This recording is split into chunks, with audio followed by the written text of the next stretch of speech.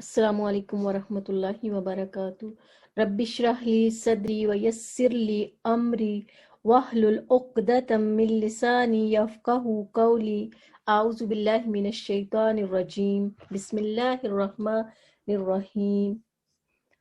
किताबुस SIAM, रोज़ों के मसाइल। आज हम ये किताब शुरू कर रहे हैं। रोज़ों के मसाइल रमज़ान की आमद है। अगरचे हम रोज़े के बारे में बहुत कुछ जानते हैं, जब टेक्स्ट सामने होता है तो इल्मुल यकीन हासिल होता है।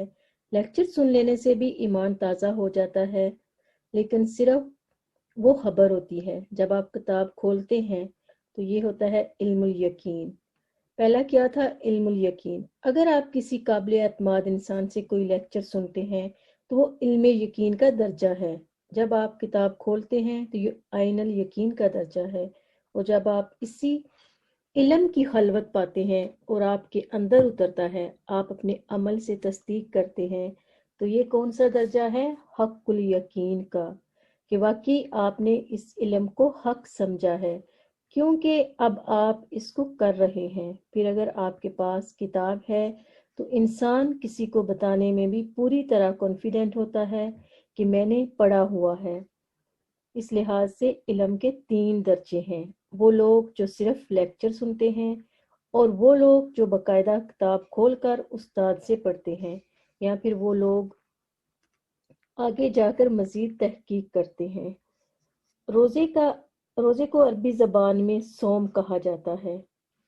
सौम का लफ्ज़ी मानी होता है रुक जाना। साइम उस घोड़े को कहा जाता है जिसका मालिक उसे भूखा प्यासा रखकर खूब दौड़ाता है, ताकि उसके अंदर कुव्वत बर्दाश्त पैदा हो और वो जंग में भूखा प्यासा रहकर ज़्यादा से ज़्यादा दुश्मन के मुकाबले में मदाफ़त कर सके।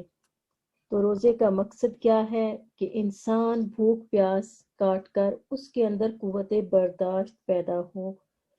ये कुव्वत बर्दाश्त उसको बहुत सी ऐसी चीज़ों में काम आएगी जो शैतान के वसवसों की वजह से इंसान के अंदर पैदा होती है।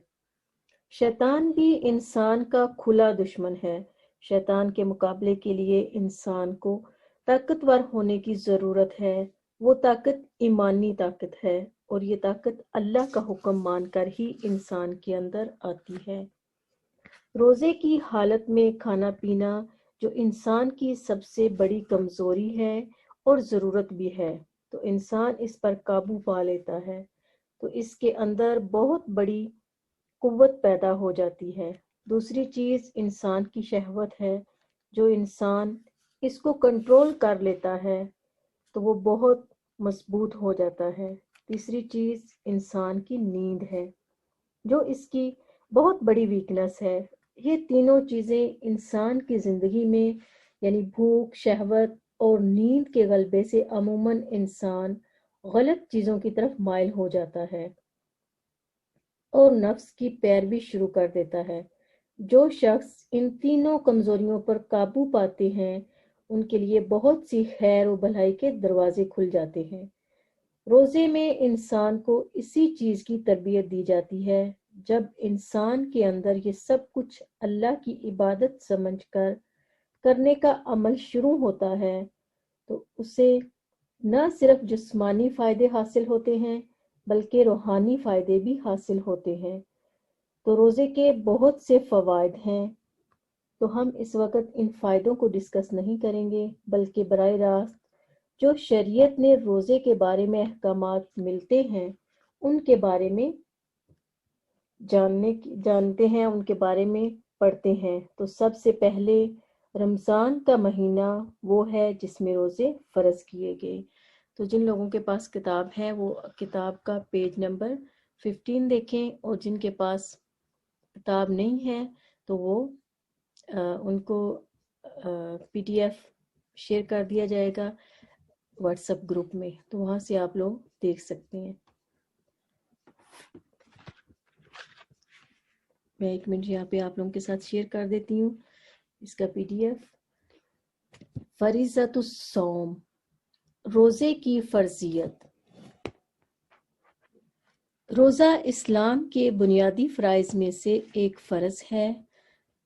ان ابن عمر رضی اللہ عنہما قال قال رسول اللہ صلی اللہ علیہ وسلم بنی الاسلام علی خمس شہادت اللہ الہ الا اللہ وان محمد رسول اللہ واقام الصلاة وایتاء الزکاة والحج والصوم رمضان رواہ البخاری۔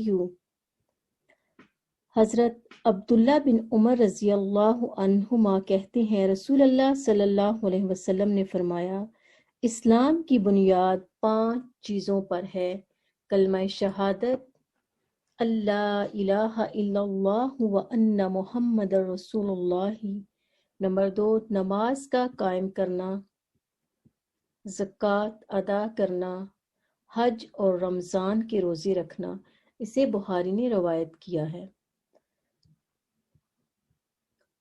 ان ابی ہریرہ رضی اللہ عنہ ان اعرابیا آتی النبی صلی اللہ علیہ وسلم فقال دلنی علی عمل اذا عملته دخلت الجنة قال تعبد اللہ لا تشرک به شیئا وتقیم الصلاة المکتوبات وتؤدی الزکاة المفروضات وتصوم رمضان قال والذی نفسی بیدہ لا ازید علی ھذا فلما ولى قال النبی صلی اللہ علیہ وسلم من سرہ ان ینظر الی رجل من اہل الجنة فلینظر الی ھذا رواہ البخاری۔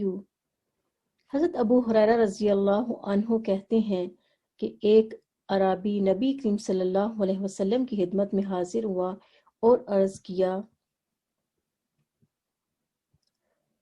مجھے ایسا عمل بتائیے جس کے کرنے سے میں جنت میں داخل ہو جاؤں۔ آپ صلی اللہ علیہ وسلم نے فرمایا اللہ سبحانہ تعالیٰ کی عبادت کر، اس کے ساتھ کسی کو شریک نہ کر، فرض نماز قائم کر، فرض زکوٰۃ ادا کر اور رمضان المبارک کے روزے رکھ۔ اس نے کہا اللہ کی قسم میں اس سے زیادہ کچھ نہ کروں گا۔ جب وہ آدمی واپس ہوا تو آپ صلی اللہ علیہ وسلم نے فرمایا جسے جنتی آدمی دیکھنا ہو وہ اسے دیکھ لے۔ اسے بخاری نے روایت کیا ہے۔ یعنی اس نے کہا کہ میں فرض سمجھ کر اس کے علاوہ اور کچھ نہیں کروں گا۔ سبحانک اللہم و بحمدک نشہد ان لا الہ الا انت نستغفرک و نتوب الیک۔ السلام علیکم ورحمۃ اللہ وبرکاتہ۔